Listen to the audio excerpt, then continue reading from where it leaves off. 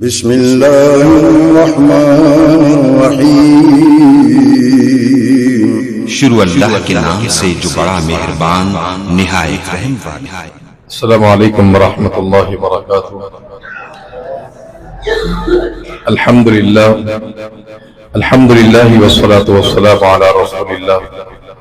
اعوذ باللہ من الشیطان الرجیم، بسم اللہ الرحمن الرحیم۔ فَكُلًّا أَخَذْنَا بِذَنبِهِ فَمِنْهُمْ مَنْ أَرْسَلْنَا عَلَيْهِ حَاصِبًا وَمِنْهُمْ مَنْ أَخَذَتْهُ الصَّيْحَةُ وَمِنْهُمْ مَنْ خَسَفْنَا بِهِ الْأَرْضَ وَمِنْهُمْ مَنْ أَغْرَقْنَا وَمَا كَانَ اللَّهُ لِيَظْلِمَهُمْ وَلَكِنْ كَانُوا أَنفُسَهُمْ يَظْلِمُونَ۔ اللہ رب العالمین کا یہ قاعدہ اور کلیہ ہے، فرمایا کہ من یعمل سوءا یجزا بہ، جو انسان بھی گناہ کرے گا اسے اس کی سزا دی جائے گی۔ جب یہ آیت کریمہ نازل ہوئی تھی تو سیدنا ابوبکر صدیق رضی اللہ تعالی عنہ اللہ کے نبی کے پاس آئے، کہا کہ اللہ کے پیغمبر، اس آیت نے تو ہماری کمر توڑ دی ہے۔ قرآن تو کہتا ہے کہ جو انسان بھی گناہ کرے گا اسے اس کی سزا دی جائے گی۔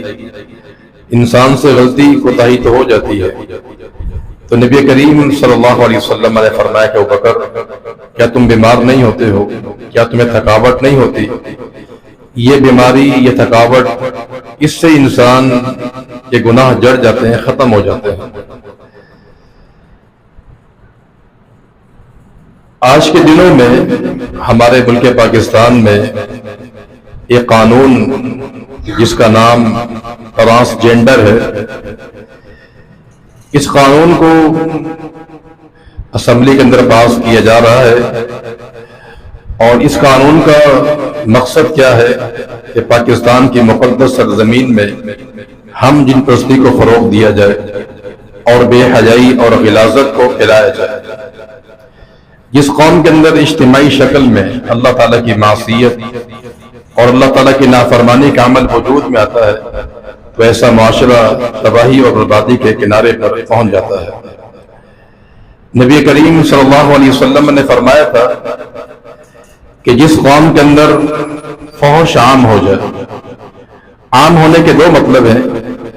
ایک مطلب تو یہ کہ ہر انسان ہی گناہ کرے، اور ایک اس کے عام ہونے کا معنی یہ ہے کہ اس معصیت کو، اس فحش کام کو قانونی حق حاصل ہو جائے، قانونی درجہ حاصل ہو جائے۔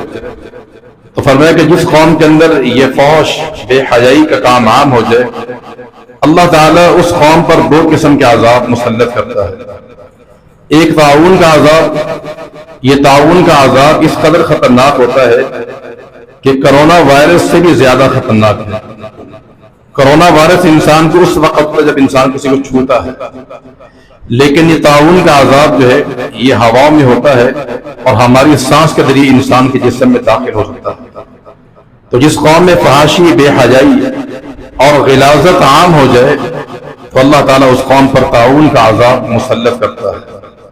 اور نمبر دو، وانتشرت الاوجاع فیہم، اس قوم کے اندر دردیں شروع ہو جاتی ہیں۔ انسان کے جسم میں درد، جوڑوں میں درد، یہ بیماری بھی عام ہو جاتی ہے۔ فرمایا کہ لم یکن فی اسلافہم قد مضوا، ایسی بیماریاں انسان میں پیدا ہو جاتی ہیں کہ کبھی وہ بیماریاں ان کے آباء و اجداد نے سنی بھی نہیں ہوتی ہیں۔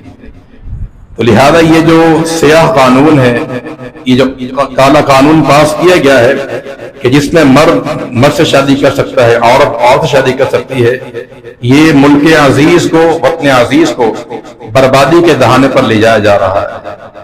پہلی بات تو یہ ہے کہ قانون بنانا یہ اللہ تعالیٰ کا کام ہے۔ شرع لکم من الدین، دین العالمین کی ذات بناتی ہے، قانون کا اختیار اللہ رب العالمین کو ہے۔ یہ قانون سازی کا اختیار تو نبی کریم صلی اللہ علیہ وسلم کو بھی حاصل نہیں تھا۔ یہ سارے اختیارات بنانے کا جو معاملہ ہے یہ العالمین کے اختیار کے اندر ہے۔ یہ قانون بھی ایسا جو ہمارے دین سے متصادم ہو اور جو شریر کے جو مقاصد ہے اس کے خلاف قانون ہو تو یہ بہت بڑا ایک جرم ہے۔ تو لہذا آج ہم پر جو بیماریاں ہیں، وبائیں ہیں، اس کی بنیادی وجہ یہی ہے کہ ہمارے اندر اجتماعی طور پر معصیت آ چکی ہے۔ سابقہ اقوام میں اللہ رب العالمین نے جو عذاب اتارے تھے اس کا سبب گناہ تھا.